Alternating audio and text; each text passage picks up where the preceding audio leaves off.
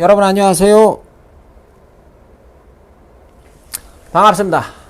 날씨가 무척 덥습니다. 그래서 제가 얼마 전에 저희 선생님을 좀 찾아뵙고 이런저런 이야기를 나누는데 저희 선생님께서 어떤 말씀 끝에 그런 이야기를 하시더라고요. 건아, 나는 죽기 전에 책 100권을 쓰고 죽을 생각이다. 내가 지금까지 9권을 썼으니 앞으로 91권이 남았다 하시는데, 그래 제가 처음에는 예 선생님, 저는 선생님께 남은 그 91권을 앞으로 제가 빠짐없이 출간이 되는 대로 열심히 읽겠습니다. 선생님께서 앞으로 계속 책을 내시면 저는 그거 기다리고 또 그거 읽는 맛에 앞으로 사는 게 심심할 일은 없겠습니다. 해놓고 이제 가만히 생각을 해보니까 곧 환갑을 바라보시는 우리 선생님께서 나는 앞으로 책 100권을 쓰고 돌아가시겠노라 그렇게 제자 앞에서 천명을 하시는데 이제 고작 해봐야 나이 30 조금 넘은 제가 예 선생님은 열심히 쓰십시오. 저는 그저 선생님께서 쓰시는 책을 열심히 뭐 읽기만 하겠습니다. 하기가 그게 그림이 좀 이상하더라 그거죠. 그래서 저도 모르게 얼떨결에 정말 그냥 선생님 그럼 저도요 죽기 전에 제가 책 100권을 쓰고 죽겠습니다. 선생님을 따라서 하니까 우리 선생님께서 뭐라 그러시냐면 그래거나 나는 앞으로 91권이 남았고 너는 앞으로 97권이 남았구나. 지금 이 인생이라는 귀양살이를 책 100권을 앞으로 쓰기 전까지는 마음대로 끝낼 수도 없는 그런 처지가 돼서는 아주 그냥 요새 날씨도 더운데 부담이 말도 못합니다.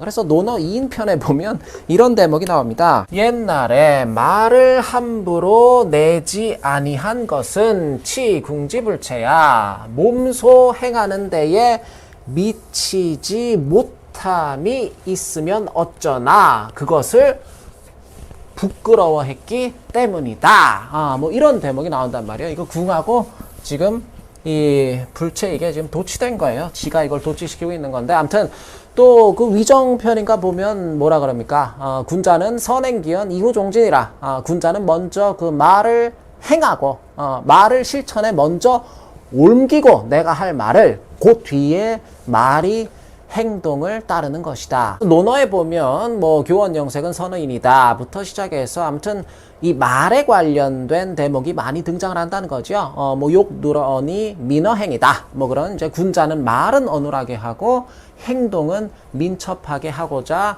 해야 되는 것이다. 뭐 그런 말도 있고 그 뒤에 이제 뭐 공야장인가에도 보면 누가 그 염옹이라고 있잖아요. 옹은 말을 더듬는다고 막 그 중궁이지 이 사람이 중궁을 놀리고 그러니까 공자가 대번에 언용령 그러잖아요. 말 잘하는 것을 이게 말재주가 있다는 뜻이란 말이야. 말 잘하는 것을 어디에 쓰겠는가 이런 뜻이죠. 아무튼 이 여러 가지 것들 아무튼 이 논어를 보면 알 수 있듯이 논어라는 책은 말재주가 좋고 이런 것을 대체로 쳐주기보다는 깐단 말이야. 논어는 말 잘하는 거를 대단한 재주로 인정을 잘 하지를 않아요. 공자는 우리가 말 잘하는 것을 뭐 그 자체로 그걸 나쁘다고 볼 수는 없겠지만 대체로 그 교원이라는 게 이 우리가 교원이라는 표현 하잖아요. 교원이라는 거 교원 어떤 말을 막 재치 있게 이렇게 번지르르하게 잘하는 그런 사람들 중에는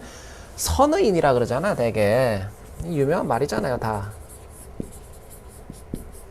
인한 사람이 드물다. 이 말이 이게 막말로 이제 쉽게 말해서 남을 이렇게 등쳐먹는 그런 사기꾼 기질을 가진 인간들이 많다는 겁니다. 제 이야기가 아니라 공자 이야기가 말 잘하는 사람들 중에 사기꾼 기질을 가진 사람들이 많다 그런 이야기죠. 그래서 제가 이 인이라는 것은 뭐 여러 차례 말씀을 드렸지만 더불어 함께 사는 세상에 대한 굳건한 믿음이자 생명 존중에 대한 아주 그 민감한 그 감수성이다 그렇게 말씀드렸잖아요. 근데 사기꾼들이라는 것은 그 근본 속성 자체가 그들의 속성 자체가 내가 잘 먹고 잘 살기 위해서 얼마든지 이 사람들은 남을 등쳐먹고 또 더불어 함께 사는 세상을 지향하지 않는다 그거야. 사기꾼들의 특징이 지 혼자 잘 처먹고 잘 사는 그런 세상만 추구하지. 제가 이런 말씀을 왜 드리냐면 제가 논어에 이런 말에 관련된 이런 가르침들을 좀 잘 가슴에 새기고 따라서 아무 말 하지 않고 있다가 일단 책 100권을 먼저 다 쓰고 그 다음에 우리 선생님한테 가서 뭐 혹시 제가 100권을 다 썼을 때 우리 선생님께서 뭐 돌아가셨으면 그 묘소에라도 제가 가서 찾아뵙고 선생님 저도 어떻게 하다 보니까 이렇게 100권을 쓰게 됐습니다. 그렇게 했으면 참 좋았을 텐데 이게 또 마음만 그냥 앞서서 말부터 그냥 막 질러 놓다 보니까 이거 뭐 마음이 급해서 도저히 살 수가 없습니다. 이거 100권을 내가 언제 다 쓰고 앉았나. 사내가 한번 내뱉은 말을 물릴 수도 없고 그래서 그냥 이게 내 운명인 모양이다. 이렇게 된 게 나의 운명이다. 그렇게 받아들이고 제가 안명을 하고 부랴부랴 또 어떻게 책을 한 권 썼습니다. 그래서 현명한 사람은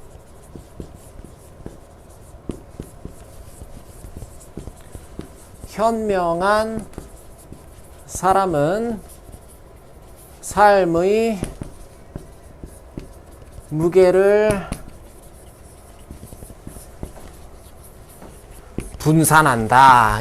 이게 제 세 번째 책의 제목입니다. 책 제목이 이렇게 됐는데 이 현자는 제가 지난 시간에도 잠깐 말씀드렸지만 뭐 어질다, 착하다, 뭐 좋다 그런 뜻으로 우리가 많이 쓰고 있지만 이게 사실은 어떤 이 better, 그죠? 더 낫다, 뭐 그런 뜻이죠. 철학적으로는. 그러니까 뭐 조금 낫든 많이 낫든 아무튼 뭐가 낫더라도 더 낫다, 그런 뜻인데 이 현이라는 게. 그러니까 이 명자는요, 이게 밝다는 게 그 사람한테 이 명자를 쓸 때는 어떤 사리에 밝은, 세상사 이치에 밝은 그걸 명이라 그런단 말이에요. 그러니까 이 명자가 사람한테 쓰일 때는 이게 어떤 그 인텔리전스의 영역이라기보다는 어떤 wisdom 내지는 experience, 그죠? 이쪽의 영역입니다. 이 명자가 사람한테 우리가 밝다 그럴 때는. 그러니까 어떤 이 경험을 통해서 축적되고 내재되고 그래서 체득된 그런 지혜의 영역을 이 명이라 그런다 그런 이야기죠. 그러니까 어떤 사람이 우리가 밝다, 명하다는 것은 그 사람이 뭘 많이 배웠거나 뭐 가방끈이 길다거나 책을 많이 봤다거나 아니면 유튜브로 내가 뭐 유익한 영상들을 많이 시청을 했다거나 그런 것들과는 그건 다 이게 인텔리전스 영역이란 말이야. 그런 것들하고는 다소 무관한 이 명자는 이것은 철저하게 experiential wisdom, 어떤 경험적 지혜를 뜻하는 것이다. 그게 이 경험적 지혜가 better, 남들보다 나은 사람이 더 나은 경험적 지혜로서 자신의 삶을 경영해 나가고 이 세상을 대할 수 있는 능력을 갖춘 사람이 그게 현명한 사람이 되는 거죠. 요 뒤에 삶의 무게를 분산한다는 것은 이것은 현명한 사람의 어떤 필요 조건이죠. 필요 조건. 현명함의 전제. 이 분산이라는 거는 이게 사실 맨 동양에서는 굳이 우리가 철학적 용어를 쓰자면 이게 중용이나 같은 말입니다. 근데 예컨대 현명한 사람은 삶을 중용한다. 그러면 이게 좀 말이 이상하니까 우리가 일상적인 언어가 아니잖아요. 그러면 책이 잘 안 나갈 거 아닙니까? 이게 뭐지 그럼 사람들이 책이 안 팔릴 거 아니야. 그러니까 삶의 무게를 분산한다. 이렇게 좀 풀어서 쓴 건데 이 중용이라는 것은 제가 수차례 이것도 말씀을 드렸지만 이 중이라는 거는 어떤 이 정 가운데 어떤 뭐 중위값 그런 개념으로 이 중자를 보시면 좀 곤란해요. 사실은 이것은 중이라는 건 항상 이 동양에서는 이건 과불급으로 보는 게 그게 맞죠.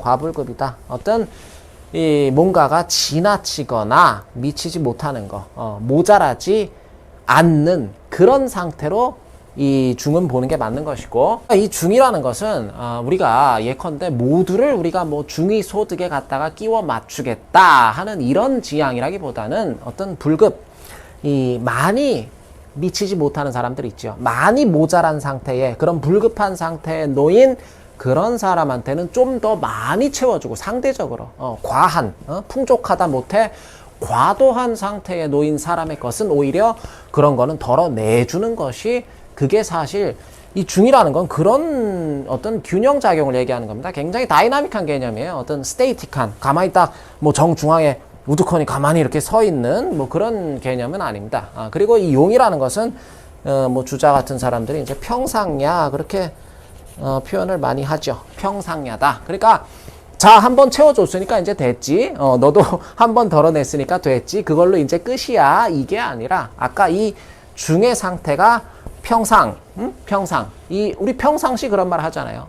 어떤 특정한 때가 아니라 뭐 선거철 돼서 하는 게 아니라 평상시에, 평상시처럼 늘 그러하게 이 중의 상태가 유지되는 일, 유지되는 거. 사실 이 중의 상태를 이렇게 딱 정 가운데에 뭘 갖다가 탁 맞춰서 이렇게 딱 정중앙에 이러한 중의 상태를 실현하는 것도 그게 무척 어려운 일이죠. 어려운 일입니다. 근데 사실 어느 정도 중의 상태가 맞춰졌을 때 그것을 유지하는 일. 그게 용이란 말이야. 유지하는 일. 용. 이게 사실은 중보다 어떻게 보면 더 어려운 일일 수도 있다. 그런 이야기입니다. 중의 상태를 평상시에 늘 그러한 상태로서 지속하고 유지해 나가는 일. 우리가 뭐 그런 말 많이 하잖아요. 그래서 지속 가능한, 뭐 유지 가능한 그런 발전을 하자. 그게 안 되잖아요. 그만큼 어렵다는 얘기 아닙니까? 그래서 사실 중용에서 항상 띄어서 보는 거예요. 중용 이게 한 단어로 보면 곤란합니다. 항상 중과 용을 따로 떼서 봐야 되는 건데, 중용에서 진짜 관건이 되는 것은 항상 이 용이다, 용. 우리가 살도 그렇잖아요. 어떤 이렇게 내 적정 체중이 있다 그러면 그 체중에 갖다가 이제 맞추기는 비교적 쉬울 수 있단 말이에요. 예를 들어서 뭐 내가 뭐 단식을 한다든지 어디 뭐 단식원 어디 기도원 같은 데 들어가서 뭐 10일 20일 있다가 그냥 아무것도 안 먹고 소금만 먹고 그러고 나오면 한 뭐 20kg 10kg 이렇게 뭐 쭉쭉 빠지는 거 금방 빠진단 말이야. 근데 그 상태를 유지하는 거는 그건 어려운 일입니다. 그러니까 제 박사 지도 교수님께서 그분이 의사 선생님이세요. 정신과 의사 선생님이신데 굉장히 유명한 분입니다. 제가 언젠가 수업 시간에 이 중독 관련해서 이 중용이라는 개념을 통해서 이제 그 중독을 해석하면서 이제 발제를 한번 했는데 저희 지도 교수님께서 가만히 듣고 계시다가 이제 발제 끝나고 뭐라 그러시냐면, 야, 그러니까 이 중이 지금 밸런싱이고 균형이고 이 용이 모더라치온, 그죠? 어떤 조절이네. 딱 그렇게 말씀을 하시길래 제가 속으로, 야, 의사 선생님들이 확실히 똑똑하긴 똑똑하시구나. 어떤 뭐 문이과 뭐 철학을 공부하고 안 하고 이런 걸 다 떠나서 좀 물론 이제 좀 수리적인 해석이긴 하지만 어쨌든 그 개념을, 이분이 철학 전공자가 아닌데도 그 개념을 정확하게 잡아내시잖아요. 어떤 밸런싱과 모더레이션, 그죠? 균형 작용으로서의 중과 조절 능력으로서의 용이다. 이 무게라는 것도 이게 어떤 이제 그 하중이죠. 이제 그 하중을 버티지 못하게 되면 이제 삶에서 부하가 걸리게 되는 건데, 어쨌든 제목에 분명히 이 무게라는 개념이 명시가 되기 때문에 우리가 잠깐 제가 말씀을 드리지 않을 수가 없는데, 예전에 왜 그런 이야기가 있었어요. 제가 어떤 신부님께서 하시는 말씀을 뭐 제 강론 때 들었나 뭐 특강 같은 걸 이제 해서 뭐 특강이었나 아무튼 뭐 들었던 것 같은데, 사람들이 그런 이야기야. 이게 사람들이 저마다 등에다가 자기 짐을 막 그냥 그 피란민들 있죠. 그 행렬처럼, 피란 가는 행렬처럼 막 전부 사람들이 막 그냥 이 짐을 바리바리 짊어 싸들고 쭉 늘어서서 걸어가는 그런 광경을 한번 우리가 이렇게 머릿속으로 한번 떠올려 보자, 그거죠. 각자의 삶의 짐을 지고 인생이라는 피란길을 걸어가고 있다. 그렇게 생각을 한번 해보자, 그거지. 해가 뜨면 걷기 시작하고, 날이 저물면 그냥 각자 자기 짐을 그냥 큰 어디 창고 같은 데다가 내려놓고, 거기다 짱 박아놓고 눈 좀 붙이고, 다시 해 뜨면 짐 찾아 메고 내 짐 지고 걷기 시작하고, 죽을 때까지 이게 무한 반복되는. 근데 어떤 사람이 하루는 신한테 가서 따졌다 그러잖아요. 여보세요, 신님. 이거 내가 지금 죽지 못해서 이 짓을 계속하고 있기는 한데, 아무리 생각해봐도 뭔가 불공평합니다. 어떻게 된 게 내 짐이 이게 제일 무겁고 제일 크고 모양도 아주 그냥 제일 뭐랄까 모양도 아주 제일 지랄 같고, 어쨌든 어떻게 해서 내 짐만 이 모양 이 꼴입니까? 이걸 내 짐을 다른 사람 거랑 좀 바꿨으면 좋겠습니다. 막 신한테 가서 따진 거야. 짐 없이 걷기만 해도 힘들어 죽겠는데 이거 진짜 너무한 거 아닙니까? 막 들이대니까 신이 그랬대잖아요. 야, 그러면 밤에 창고에 가서 전부 자기 짐 그 잘 때는 내려놓는다 그랬잖아요. 거기 가서 네가 네 마음에 드는 걸로 짐을 바꿔. 너 알아서 해. 그리고 내일 해 뜨면 그 바꾼 거 그거 짊어지고 가. 이 사람이 이제 옳았구나 하고 그냥 날이 밝자마자 창고로 뛰어가서는 그나마 그 중에서 제일 가볍고 부피도 이제 적어 보이고 그런 놈으로 짐을 바꿨다는 거 아닙니까? 그리고 한참 이제 그 놈을 또 메고 걸어가다 보니까 신께서 잠깐 나타나셔서는 그 사람 어깨를 툭 치면서 그러더래요. 야, 임마, 뭘 바꾸겠다고 난리를 치더니 기껏 바꾼 게 그거야. 그거 임마, 네가 원래 짊어지고 가던 짐이 그거야. 각자의 삶에는 각자의 무게가 있습니다. 저도 제 삶의 무게가 있고 여러분들께서도 여러분들 나름의 어떤 삶의 무게가 있을 것이고 이 무게를 남과 바꿀 수도 없고요. 누구한테 대신 감당하라고 할 수도 없는 것이고 누구의 무게가 더 무겁니 가볍니 사실 비교할 것도 없는 거죠. 그저 각자에게는 각자의 무게가 있을 따름입니다. 각자의 삶에는. 중요한 거는 내 짐을 어떻게 덜어내거나 아니면 내 짐을 어떻게 남의 짐이랑 바꿔서 조금이라도 가볍게 쉽게 만들어 볼 것인가를 고민하는 일을 하기보다는 진짜 필요한 거는 우리한테 좋든 싫든 어쩔 수 없이 짊어져야만 하는 내 삶의 짐, 그 무게를, 내 짐의 무게를 잘 분산, 중용하는 일이 아닐까 싶은 생각이 많이 들고요. 이번 제 신간 현명한 사람은 삶의 무게를 분산한다는 그걸 다른 말로 하면 이 현명, 경험을 통해 깨달은 지혜가 남들보다 나은 그런 사람은 자신 삶의 고유한 무게를 중용할까, 분산, 균형 잡고 조절한다. 그 정도로 이번 책의 제목은 철학적으로는 그렇게 해석이 될 수 있을 것 같습니다. 그래서 그 구체적인 어떤 방법론을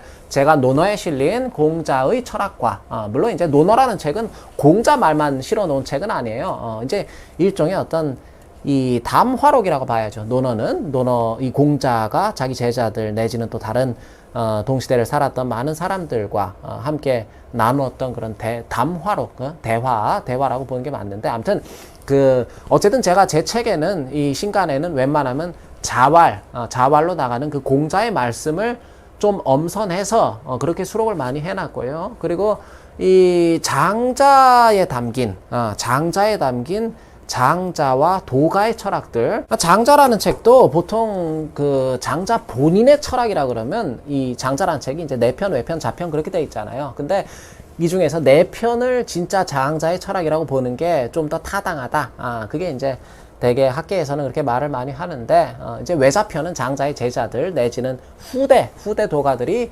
장자의 어투나 사상을 모방해서 장자의 맥을 이어받아서 후대에 외편이나 자편은 편성됐을 가능성이 높다. 되게 그렇게 본단 말이에요. 근데 뭐 이런 게 지금 제가 말씀드린 이게 중요한 건 아니지만은 아무튼 중요한 거는 논어에 실린 공자의 철학과 장자에 실린 장자의 철학을 통해서 현명한 사람이 삶의 무게를 어떻게 분산하는가. 현명한 사람이 삶의 무게를 분산하는 삶을 중용적으로 경영해 나가는 그 구체적인 방법론을 제 나름의 해석을 통해서 제시하는 일. 그게 이 현명한 사람은 삶의 무게를 분산한다. 이 책이 세상에 빛을 보게 된 어떤 뭐 사연이랄까요? 제가 책 서문에도 프롤로그에도 이렇게 써놨지만 논어 집주에 보면 그 정희천이란 분이 그런 이야기를 합니다. 논어를 읽기 전에도 이런 정도의 사람이고 논어를 다 읽고 난 후에도 또한 그저 이런 정도의 사람일 뿐이라면 변시 이는 곧 논어를 읽지 않은 것이다. 그리고 장자 이제 그 마지막 편 천하편에 보면 이런 대목이 또 실려 있습니다. 아마 장자의 제자를 자처했던 후대 도가들이 장자란 어떤 책인가를 서술한 대목으로 보이는데 이런 내용이죠. 그의 책은 크고 아름답지만 빈틈이 없기에 진리를 손상시키지는 않는다. 그의 말은 참치 비록 들쭉날쭉하고 그러긴 하지만 익살스럽고 장자라는 책이 익살스럽고 재미있어서 읽어볼 만하다. 이번 책은 제가 좀 주안점을 뒀던 게 지루하지 않게 철학이라는 게 뭐 그렇잖아요. 철학이라는 게 막 너무 재밌어서 미칠 지경이 될 수는 없겠지만 최대한 그래도 지루하지 않게 이 책이 원래가 이제 처음에 제가 GP를 시작할 때 가제는 철학하는 일주일이었단 말이에요. 월화수목금토일 일주일을 아까 우리가 각자의 어떤 짐을 지고 각자의 삶의 무게를 감내해 가면서 일주일을 무한 반복해 나가고 있는 우리 모두가 그잖아요. 빈자든 부자든 뭐 고학력이든 일자무식이든 신분 뭐 귀천 뭐 이런 걸 다 떠나서 우리가 일주일을 안 사는 사람은 없지 않습니까? 부자의 일주일은 뭐 8일이고 일자무식의 일주일은 6일이고 뭐 그런 건 아니잖아요. 일주일이라는 건 오늘날 인류에게 주어진 어떤 보편적인 그런 이 시간 개념 가운데 하나인데 뭐 물론 그것도 만들어진 거긴 하지만 월화수목금토일 이렇게 이제 이 단락별로 이렇게 잘 끊어놨으니까 월요일날 뭐 출근길에 졸리실 때 또 뭐 화요일날 점심시간에 잠깐 화장실에서 또 수요일날 회식 끝나고 어디 댁에 들어가시는 길에 또 주말에 이렇게 심심할 때 그렇게 이렇게 부담 없이 읽어보실 수 있게끔 그리고 이번에는 제가 정말로 쉽게 쓰려고 노력을 많이 했습니다.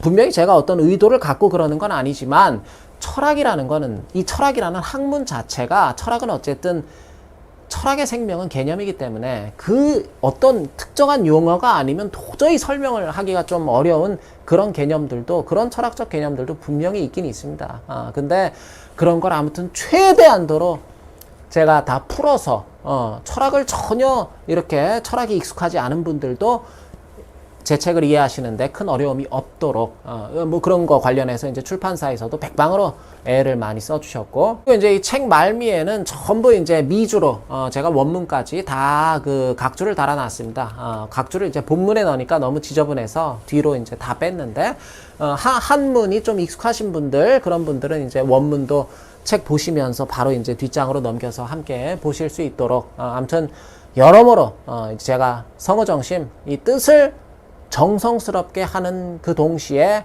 최대한 바른 마음으로 쓰고자 노력을 한 결과 그 결과물 그게 이 책이기 때문에 여러분들께 이 책이 단순히 어떤 뭐 지식을 전달하고 그런 차원에서가 아니라 정말로 여러분들께서 삶에서 지치고 힘드시고 또 어려울 때 삶의 무게에 내가 숨이 턱턱 막히고 그 무게가 버겁게 느껴질 때 여러분들께 분명히 이 책이 미약하게나마 용기가 되고 위로가 되고 또 희망과 격려가 되고 단순히 이 인텔리전스가 아니라 이 experiential wisdom 그 어떤 경험적인 정말 그런 이 실생활에 바로바로 적용이 가능한 그런 삶의 지혜들을 통해서 여러분들께 좋은 영향을 드릴 수 있을 것이라고 그렇게 믿고 또 기대를 합니다. 그 아래 저기 이렇게 링크야?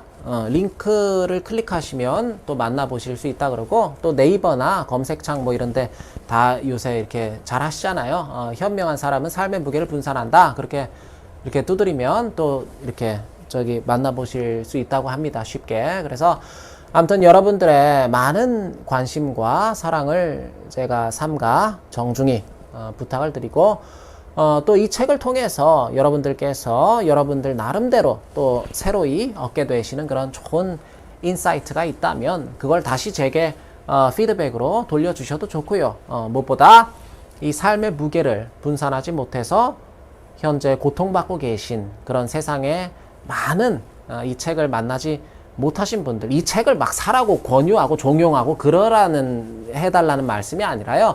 여러분들께서 이 책을 읽으신 분들이 이 책에서 얻은 여러분들의 그러한 지혜를 세상에 힘든 그런 분들에게 많이 또 여러분들의 방식대로 재생산해서 확대 생산해서 전달을 해 주셨으면 저는 그로써 그저 무한정 기쁘고 또 만족하고 몹시 감사하겠습니다.